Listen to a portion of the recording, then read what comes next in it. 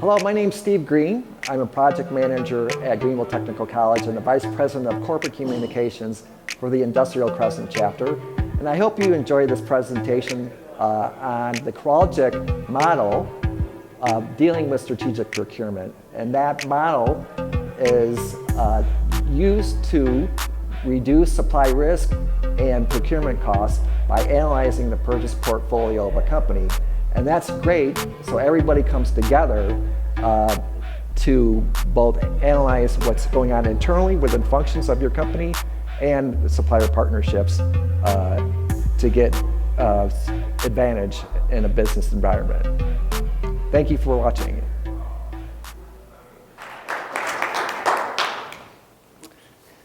Thank you all for coming tonight. I appreciate your participation. And we're going to have some good participation in certain parts of the presentation.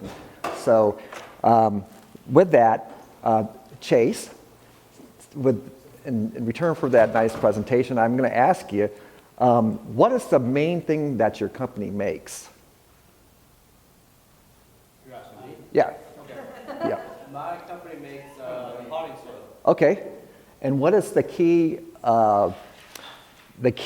ingredient or the main ingredient with that potting soil? Peat moss. Peat moss? Okay. And Josh. Yes, sir. Josh and Mr. Joe. are my guests. And they're with a company called?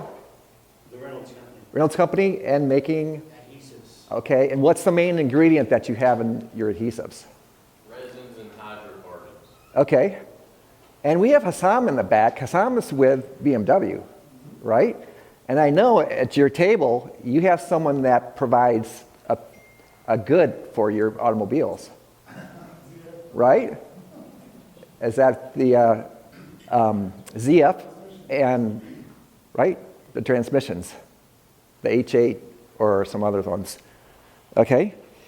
So a show of hands, how many of you are directly involved with procurement on kind of a strategic level? That means negotiations, finding suppliers, sourcing, authorizing purchase orders, some kind of high-level stuff.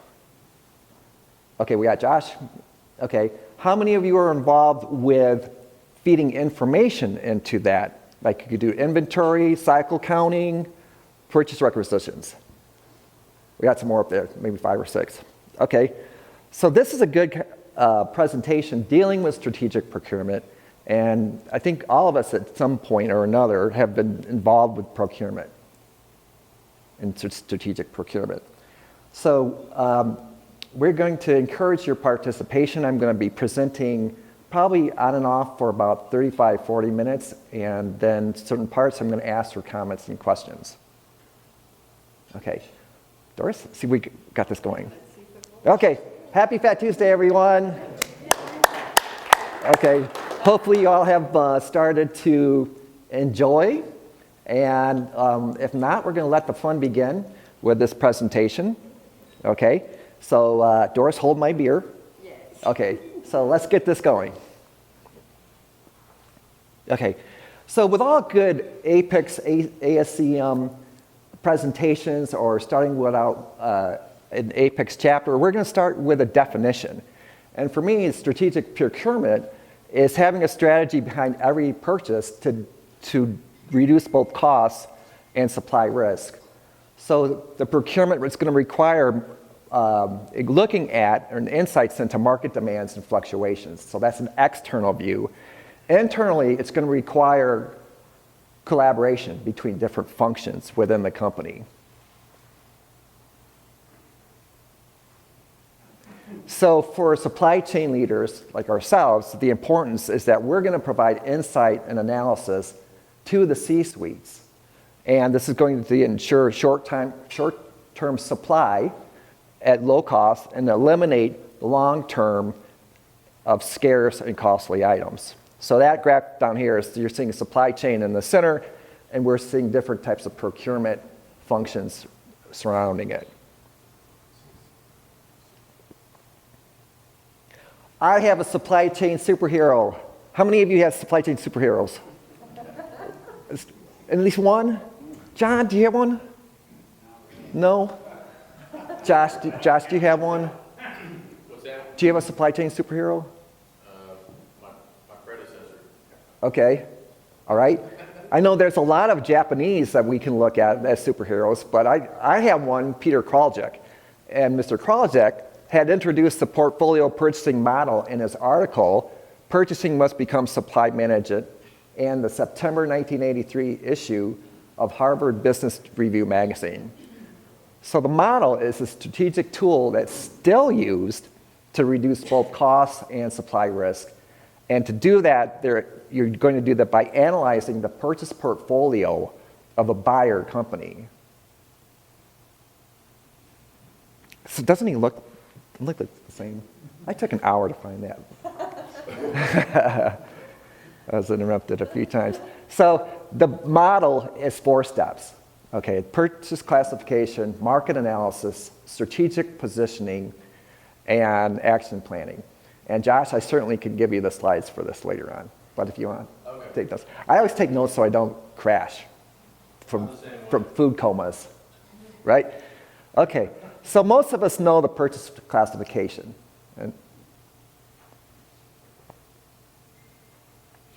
So the portfolio purchasing model has a lot of effective frameworks that you can use, but most importantly, as far as supply chains go, we're going to develop individual supply strategies for purchase items.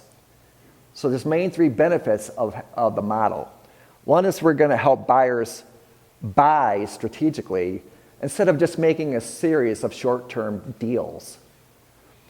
Second, where buyers have the most purchasing power, they're going to show the buyers where that is. And third, it improves the collaboration both with internal company functions and then with your suppliers.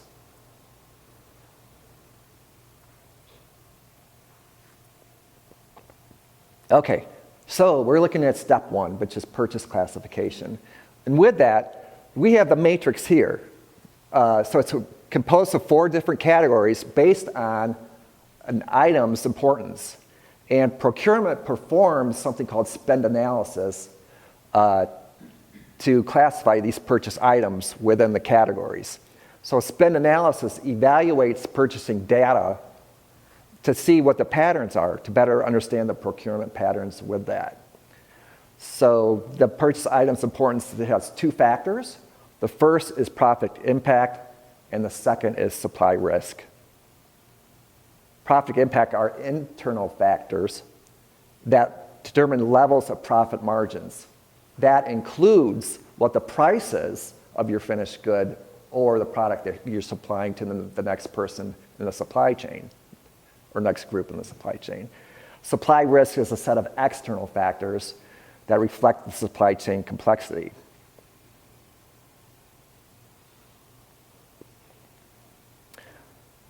Okay, so there's 4 categories, and they're based on both the low and the high levels of profit impact and the low and high levels of supply risk. And these categories are non-critical, leverage, bottleneck, and strategic. So Kraljek recommended a procurement strategy to engage suppliers for each one of these categories. And he noted to regularly update these item classifications as markets change, and you're going to have shifts in both supply and demand, which change an item's category. Next, please. We're going to take a look at each one of these categories very briefly. The first one are non-critical items. These are also called generics, and the strategy here is to reduce purchasing costs. These are low profit impact and low supply chain risk. And these are items that you usually are not used in production. So this could be office supplies or MRO items. MRO what? Maintenance, repair, and operations, MRO. Okay. The ideal for supply chainers is that you're going to carry no safety stock and keep inventory in one location. Ideal.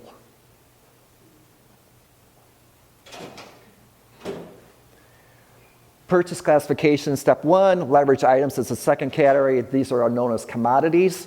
And the strategy here is to exploit the buyer purchasing power. This is high profit impact and low supply risk.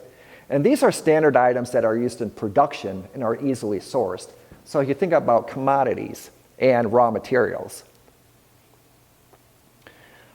So items are purchased in a volume that provides economy of scale in both price and logistics. And hold on to us. And then we're going to carry safety stock in each location where the inventory is needed.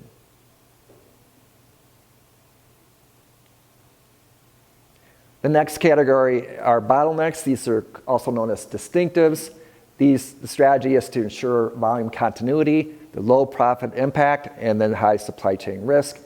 So it's the risk because there's not many suppliers, that undeliverable, unreliable delivery, and that there's not really many good substitutes for those items. So how this impacts supply chainers is that items are bought from only a few dependable suppliers. You want to keep high safety stock in each location where inventory is needed. And this is a great item category for vendor managed inventory.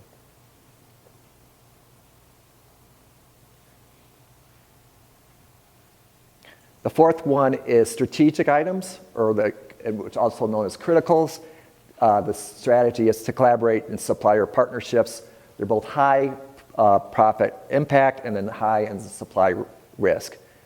So these are the most important items because your company's or the buyer's finished products, it's not going to function without them, and you can't differentiate without these. And how it impacts the supply chainers is that it's going to strengthen supplier relations, partnerships, complete the joint process improvements, and you're going to plan for contingencies. The focus on this is you're going to focus on the total cost of ownership rather than just the price. And a buyer should consider making these, and they're going to analyze that through the make or buy analysis. So those are your 4 item categories. Steve, can I ask a question? Yes. Yeah. When you're looking at supply chain risk, does this model get expanded to incorporate tier 2 suppliers on the supply chain, what the risk is? Or is that just a separate sort of analysis to say what the risk is? So I think this would cover for every product or finished good, regardless of where it is on the supplier side. So it sounds like the supply risk would be a separate analysis. Because oftentimes companies will get hit by a tier 3 or tier 4 supplier. Right. That they realize limited supply, there was a fire, there was a volcano that limited availability. Yep. And lo and behold, their tier 4 suppliers means they can't sell a product. Yes. So we're going to look at having collaboration with that up and down the supply chain to hopefully alleviate some of that. But yeah, that's a good question, especially with COVID that we've just experienced through, and the Ukraine situation, and then the resurgence of COVID in China. I don't know if that answers your question, Jonathan, but it's more of the total cost of ownership. Any other input for Jonathan in there? Any more comments for that question?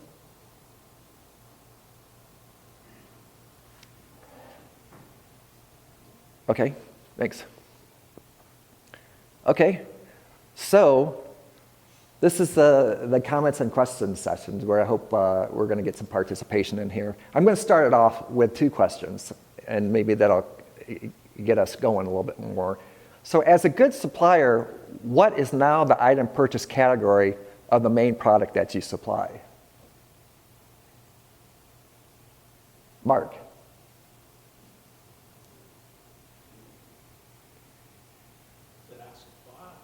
Or your company supplies your product. That we sell? About finished product, or are you asking about So it's more paper goods, right, of your company? So where would that be?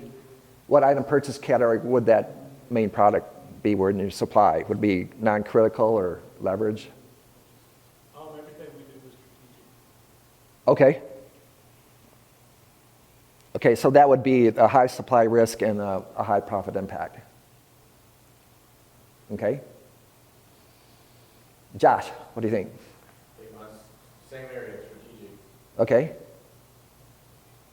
All right. Mark? I'm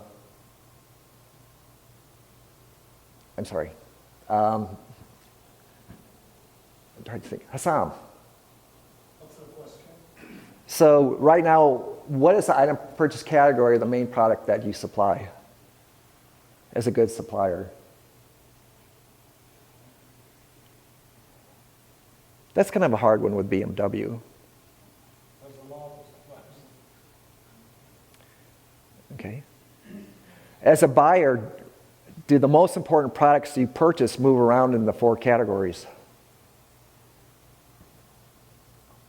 So you have petroleum and resins and things like that. Do they move around?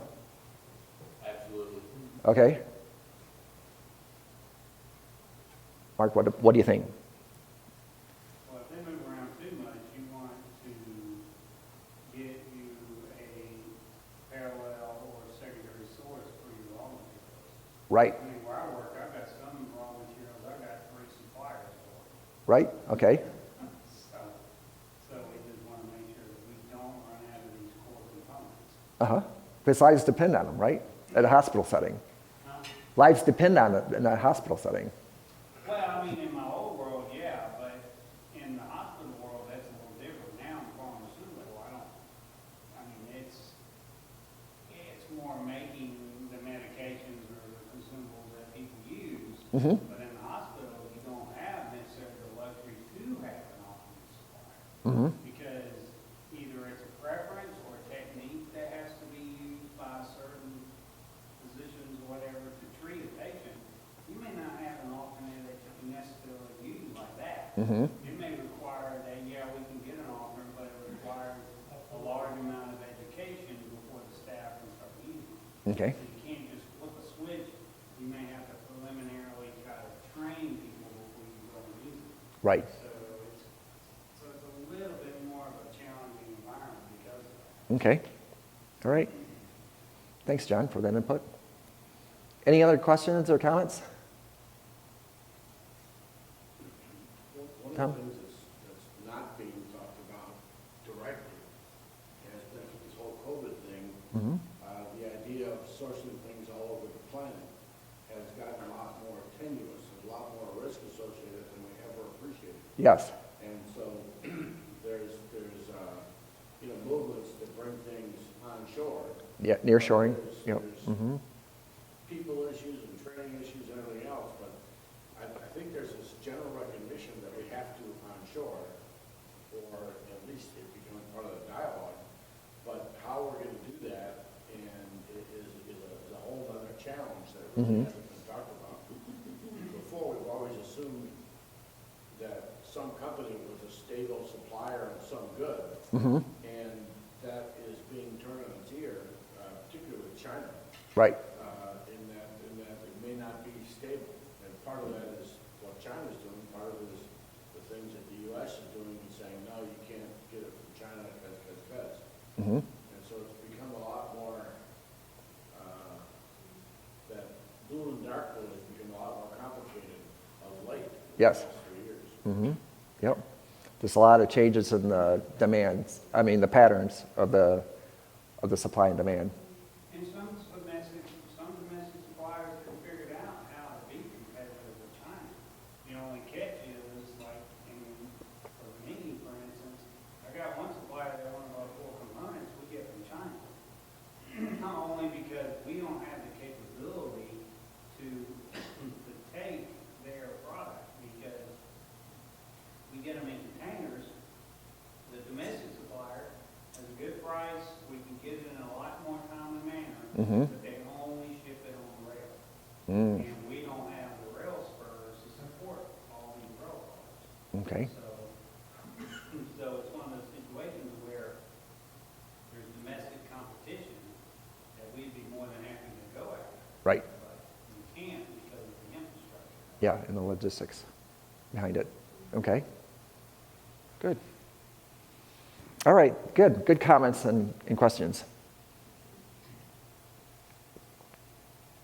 Okay, so now we talked about purchase classification, but I looked at the 2023 CLTD instructor book for the other steps, and it didn't have much information, if any at all. And I looked back at my CPIM book, where Tom taught the classes, and the old CSCP, and they didn't really talk about the model's other 3 steps that much.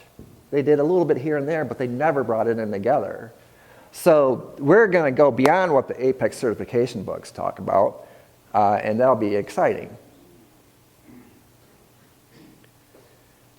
Okay, so now we are the second step, which is market analysis. Next slide, please. So procurement leaders must consider important purchase items in terms of your current market conditions. So leaders determine what their purchasing power is, which is a balance of power between their company and the supplier market. And purchasing power is determined by up to some 20 criteria. And this website, paulrogers.pro, is a good website on that criteria, and they have some really good YouTube videos with that. So Chase mentioned about the Porter's 5 forces analysis to help determine what your company's purchase power is. And yeah, that's right. The 5 forces evaluate the competition in the business environment, which influences your profitability, which also influences what the cost, your price of your finished good. Okay, so these are the 5 forces: the rivalry among existing firms, the bargaining power of buyers, the bargaining power of suppliers, the threat of substitute products or services, and the threat of new entrants. So a new entrant is another business or another competitor. You know, there's actually, until I worked for the type of private company that I work for now, Uh-huh. that there actually could be another level into that. Okay. Where it may be the financials. Like some companies will say, we want certain financial credit information. Uh-huh. But with a private company, you don't have to give that. You don't Right. want to. We don't want you to know our business. Yeah. We're good for it. We talk to any of our suppliers if they're available. Yeah, that's proprietary information, yeah. Yeah. Mm-hmm. And so I never thought about that but I've dealt with that challenge. Okay. Where suppliers are like, we can't raise your limit until you give these papers. And they're like, we're not giving this to you. So Exactly. you don't need to know that. You just tell us how much it's going to be and we'll pay it. Right. It makes it a little more interesting when it comes to having buying power. Mm-hmm. So, Mm-hmm. Yep. So there's another twin to the 5 forces, and I don't know too much about that. My Management 101 instructor told me about that, but I was really wanted to find about the 5 forces. So how much market competition is there for your most profitable product that your company makes? I know talking with Josh, he was talking about other competitors with Reynolds companies. So there's some market competition there. So if you think about what's your most profitable product and how much competition is there with that. And if your company enters into a new market segment with a new product, how much purchasing power would it need to have to compete against the other? If you're thinking about being a new entrant, how much purchasing power would you need to start out with to be competitive? Any other comments, questions?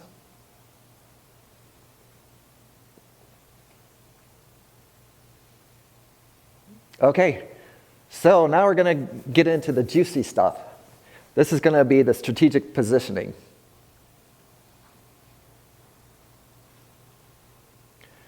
So after a company gauges its purchasing power, the important purchase items are again classified in a matrix by two factors: the purchasing strength and the supply market strength. And these two factors construct the purchasing portfolio matrix. Now, in his article, he didn't really detail too much about these two factors. But what we have here is a 9-box grid with low, medium, high for each one of those two factors. So by positioning the purchase items in this matrix, procurement leaders can identify areas of opportunity and vulnerability. They can assess supply risk, and they can derive strategic thrusts. So this matrix can also be used to implement counter strategies if your suppliers change their policies, their prices, or the volume or the quantities that they're going to supply you. So CrowdLogic noted the 3 thrusts for the key purchase items. It's going to be exploit, balance, and diversify. Exploit is when your company's strength or your company's purchasing power is higher than your supply market strength. Balance is when they're equal, low, medium, high. And then supply market strength, that's when the suppliers have more strength than your company, as seen through purchasing power.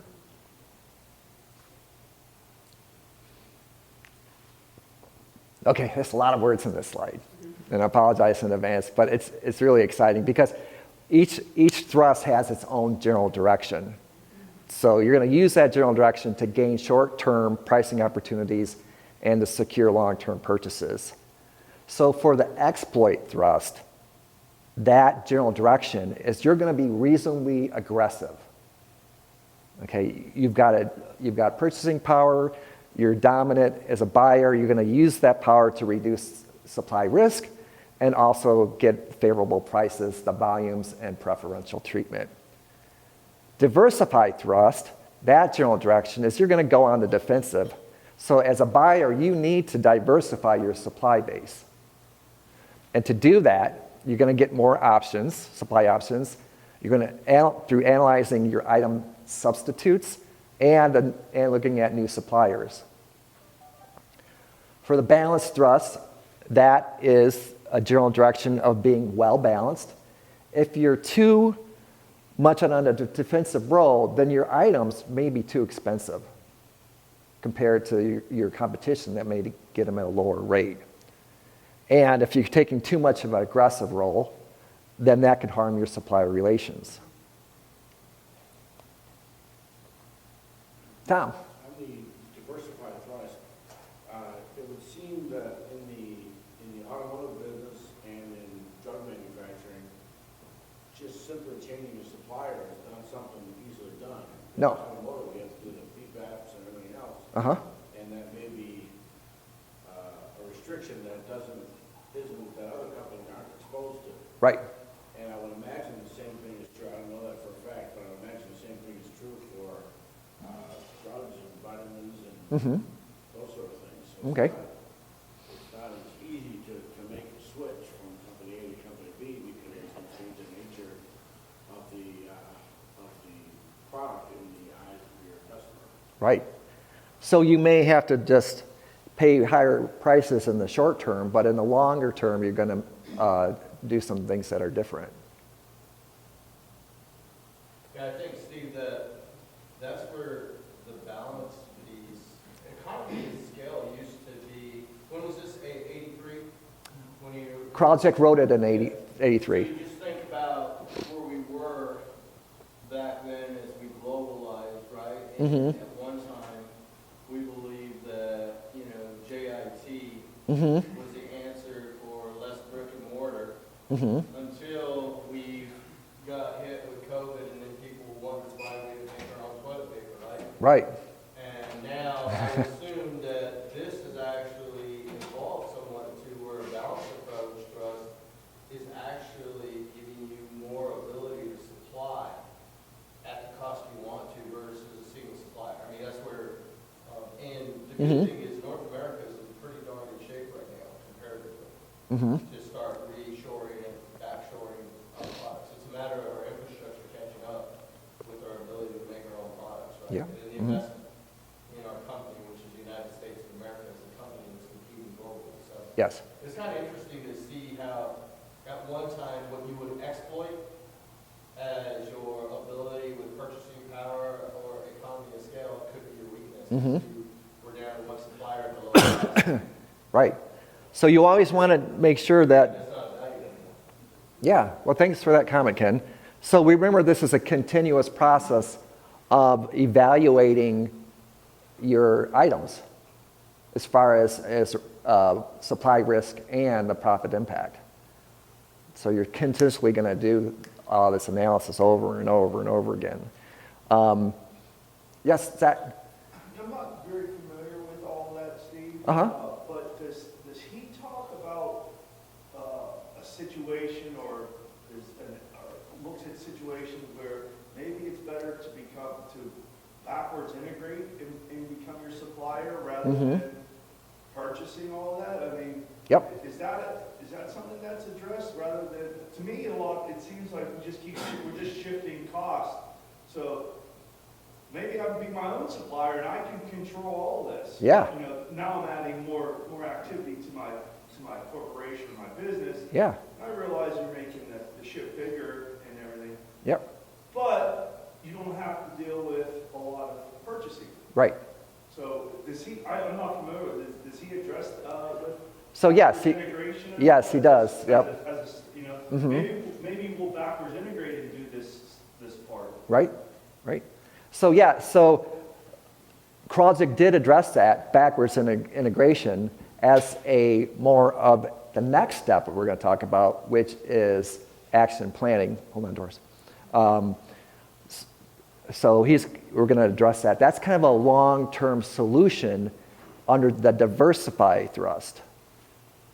Yeah, I mean, well, that's a decision, that's a structural strategic decision. Yeah. You don't make it 1 month and go, oh, yeah, you know what, no, we're not going to make it anymore. No, it's a long-term strategic decision, but I guess I was always an advocate of being more vertically integrated and having control of your supply chain than outsourcing. Right. That was always my Yep. position. Yep.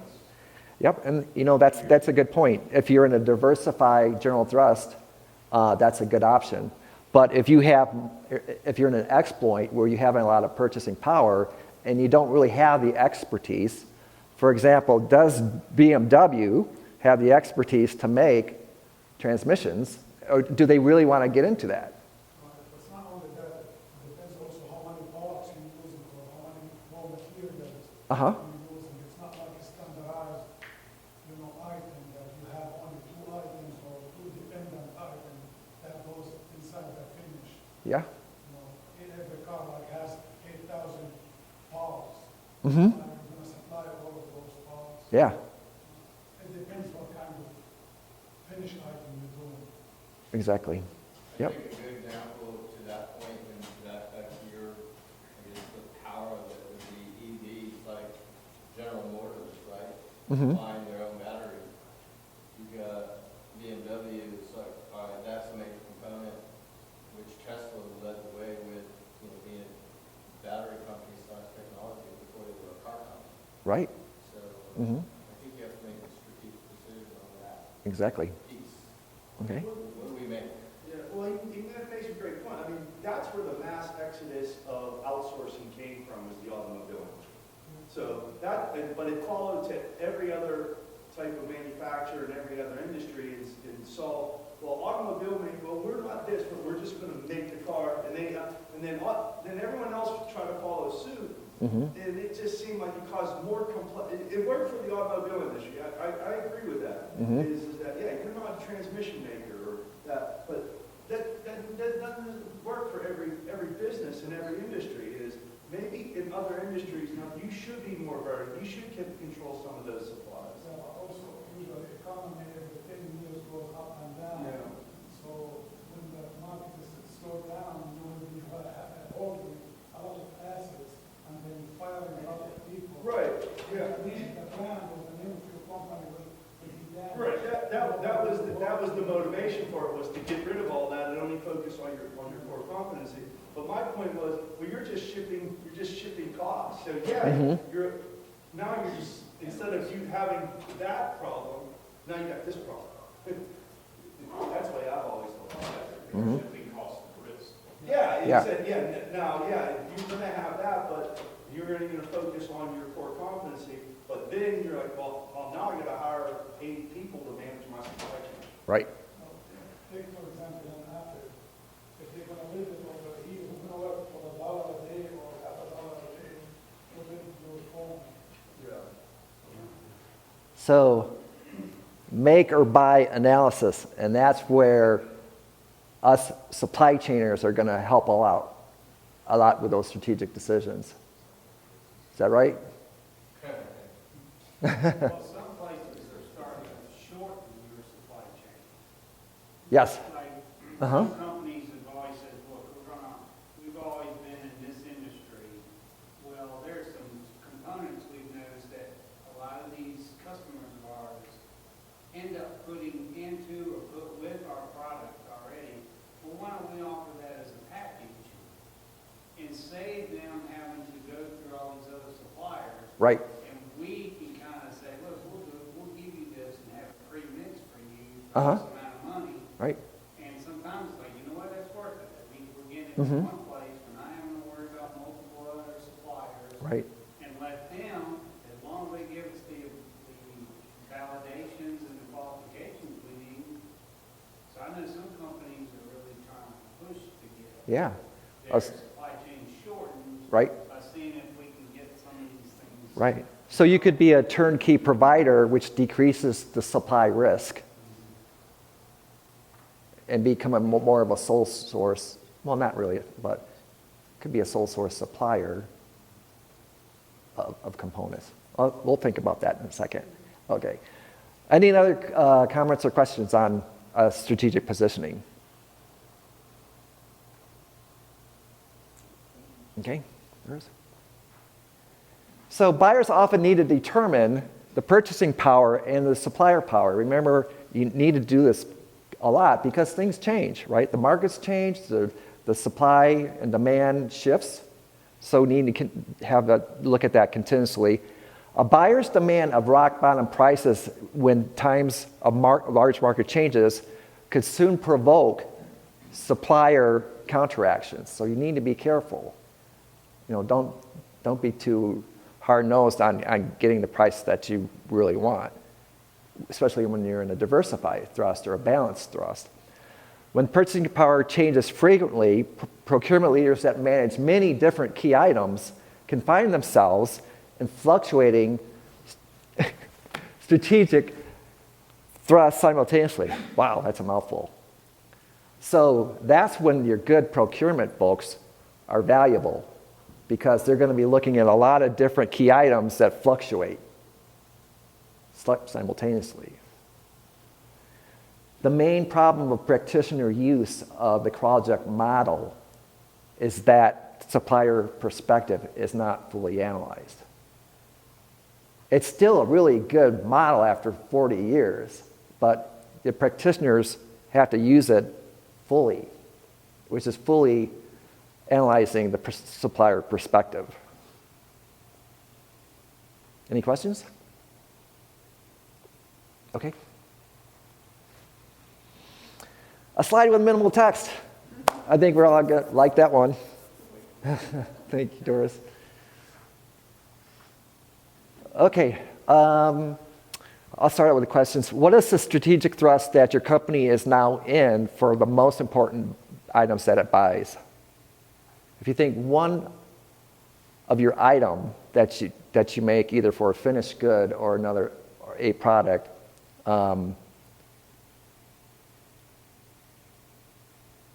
think about that one. What is?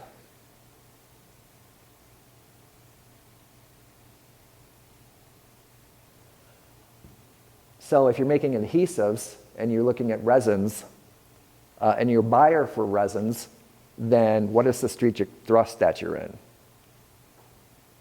Do you have the company purchasing power to, and in the resins? Or does your supplier market have that? Or transmissions, or pulp, or whatever? Does your company consider the 3 strategic thrusts in its sales negotiations? That's more for the high-level procurement people to answer.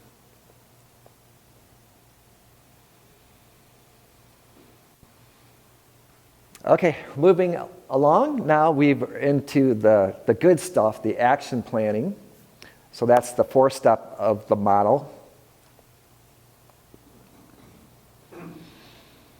Okay, here comes the talk's core value. Okay, so let's all wake up from that food coma, and this is going to be the good stuff. So that's action planning. So after you determine what your strategic thrust is for a key item, the procurement and the supply chain leaders are going to continuously develop and implement the more specific action plans. So then you have a systematic and updated set of documented strategies that specify actions for key items. Meaning like where, when, why, and how type things. Okay, and these action plans include the supply chain factors of volume, material substitution, supplier selection, logistics, and inventory.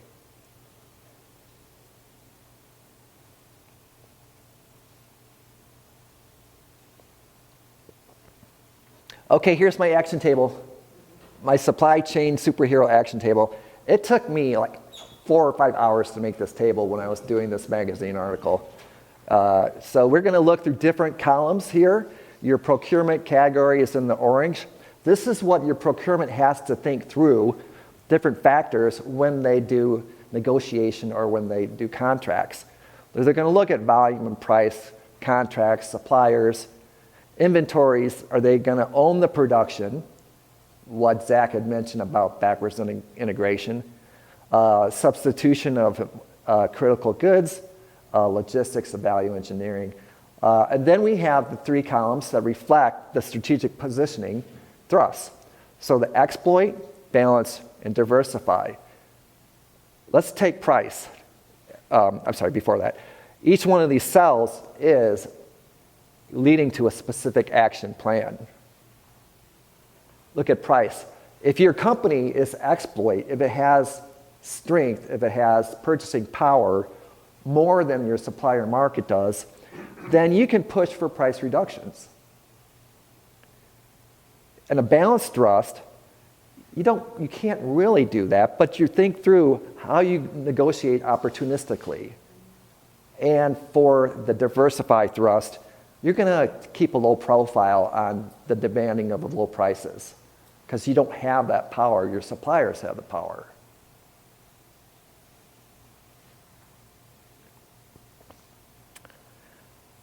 So for action planning, the buyers, procurement, and supply chain leaders are going to complete 4 steps. First is they're going to explore a range of supply scenarios, list out each scenario's strategic implications, select and develop a preferred procurement option, and then present that preferred option for executive approval. There's a lot of information on that slide. It's pretty involved. Any questions on it? Okay, Doris. Okay, so remember we were talking about the exploits. So you have the purchasing power. You want to gain low price opportunities. You increase the spot purchases. And more importantly for supply chains, purchasing is going to spread out order volume over several suppliers. They're going to pin one against the other. And you can keep low inventory levels. And then you're going to minimize logistics costs with that. So if you kind of match that up with this column right here. Okay, we're going to skip the balance column, and we're going to go into diversify. Next slide, Doris. Okay, diversify. And remember that, and what Tom had talked about earlier is, or at least my comment was, we're looking at the time period. What can you do what you have to do in a short time period versus what you can do in a longer time period. So for a short time period, to ensure adequate supply, your buyers may have to offer to pay higher prices. They have to pay the supplier invoices faster, and you may have to increase the purchase volume. You may have to have even more safety stock in your inventory based on the contract you have with that supplier, because the supplier has the power.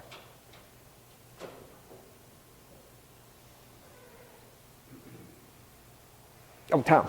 You know, that's interesting in that, in the beginning of the pandemic, every individual carried potloads of safety stock of toilet paper and, what was the other thing? And Paper towels. We were out of it. I mean, you just couldn't go for a week. It was like, oh my gosh, what's going to happen? Mm-hmm. You know, so it's an interesting unintended consequence that goes with doing that. Had everybody played it cool, Mm-hmm. we would have gotten through that, because, you know, the volumes of material really didn't go up during that time. Mm-hmm. But it's a behavior that it makes perfect sense as an individual when you look at the whole system. Oh, Maybe not. yeah, the hoarding and making sure that you don't run out of toilet paper. Yeah, you don't want to Yeah. be the one guy that, you know, yeah. Yeah, and you probably could do a black market on toilet paper if you're, Probably wasn't. yeah, I still remember a video yeah. of a guy standing in a street corner with a roll of toilet paper. Sitting out, and his car pulls up, gives him a couple $100, gives him the toilet paper, he says, "Get out of here." Before the cops get here. Black market, exactly. Yeah, black market, yeah. That's the difference, though, between when you have a breakthrough is self-interest versus collaborative relationship, right? Mhm. Which is the ability to balance within your procurement, your purchasing. But I have a tendency to try to look at it from a global perspective. The good thing is we don't have a choice as Americans right now, right? Because our global supply chain is about ready to give way. Mm-hmm. There's less people that are 50 than are 60 in China, and less people that are 40 that are 50 in China. Mm-hmm. And with Xi Jinping, he has such a grip on the intellectual ability for that country that all they can do is produce widgets. Our American, meaning the North American grid, Mm-hmm. is having to do this. Mm-hmm. And if we don't, as a company, that's our only choice. Mm-hmm. So we fail as an organization, meaning the 50-plus states and the North American continent. The good thing is we realized it, and it took, as Tom said, something as trivial as supply and demand to suggest that self-interest does not help an economy as big as a state. Mm-hmm. And as big as 48 and the other two that are partners. And that's what we're having to do, is now compete globally as one company against China. Mm-hmm. I mean, also Korea in there, Vietnam, and, you know, our export partner, Mexico. Right. Is, once we can get from NAFTA now to the UNCA and create an actual pattern of relationship, Mm-hmm. we decided as a geopolitical move after World War II that we were going to probably 27 countries. Right. Not because we needed to, but because we wanted to not ever see another war. Mm-hmm. But, I mean, it's exciting times. Yeah. We're in good shape. Yeah. People just don't realize how good a shape we are right now. Yeah. Well, thanks, Ken, for that. Well, it depends if you listen to Milton Friedman. I think that our ability to decide what stakeholder was the most important was decided very quickly when we went from head count away from heart count. Mm-hmm. And so individually, we were back in the self-interest position of stakeholders that own part of the company was most important versus the other 4 or 5 stakeholders. So yeah, I think we made decisions that were most profitable. I appreciate that, the big picture comment. That's why I try to teach our students. Uh-huh. Is that, I mean, competitively, you imagine 50 units of your company not organized in a single fashion, doing the right thing the same day, sharing data and communication. That's what we're basically facing right now. Mhm. So we have to get our, as ship high in transit, which suggests, right, which comes from the old country when we should try to ship manure over on the bottom of ships, and the reason why it blew up is because it created methane gas that was sitting at the bottom of the ships until we discovered that when you light a match, you have to put it on top in the air, and that's where shit came from, S-H-I-T, ship high in transit. So, we're figuring that out. We're Okay. figuring out our stuff right now. See, we got a history lesson. Logistics. Is this logistic history session? History. Okay. So for action planning, we're still on the diversify thrust. And so this is a long-term period now rather than a short-term period. So I'm going to kind of read through these. And, touching on what Zach had said and maybe a few others. So think about over the long term, what are you going to do to diversify your supply base? Alternative suppliers and materials to reduce the dependence on a single supply source. And more for the supply chainers, increase efforts on supplier relations, making sure that collaboration is there that you need, and consolidate purchases to only a few suppliers, ensure supply through longer term contracts. Next to are improve your agility and production capacities. I think Tom can help us with that one. And to buy out your supplier company, which is backwards integration.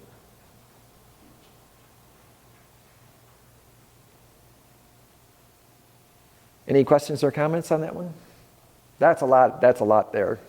But that's what you do in the long run to diversify, to get a bigger supply base.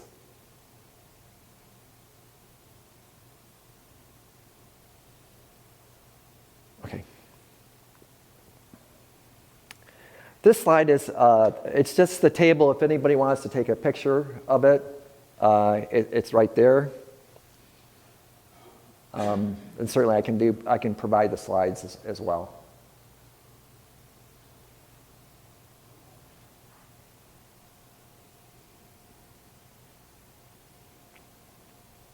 Superhero supply chain action table.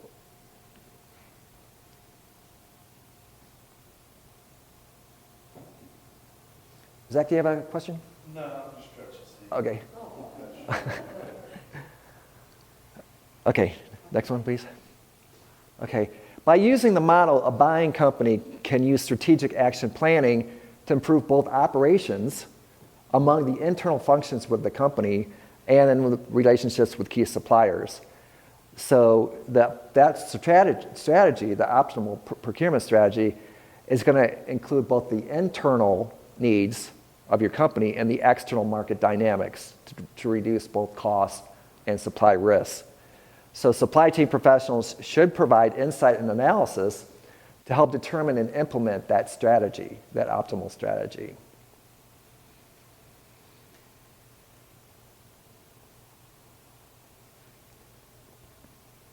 So call to action for my audience. How would considering these three strategic thrusts and their related action planning benefit your supply chain efforts at your company?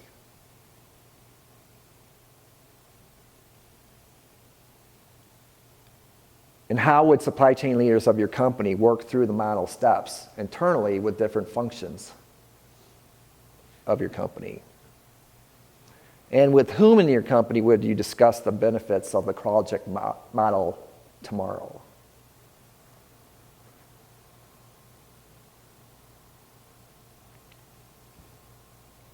So think about those after the presentation.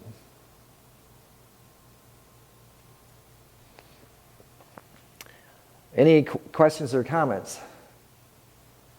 I think we had a lot of good comments and questions throughout, and that's great.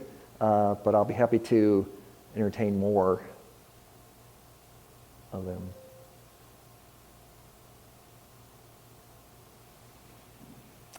Okay, please provide your insight on how I can make this presentation better. On your tables, you're going to have both a written survey and the QR code that you can use your phone for tonight's presentation and tonight's dinner.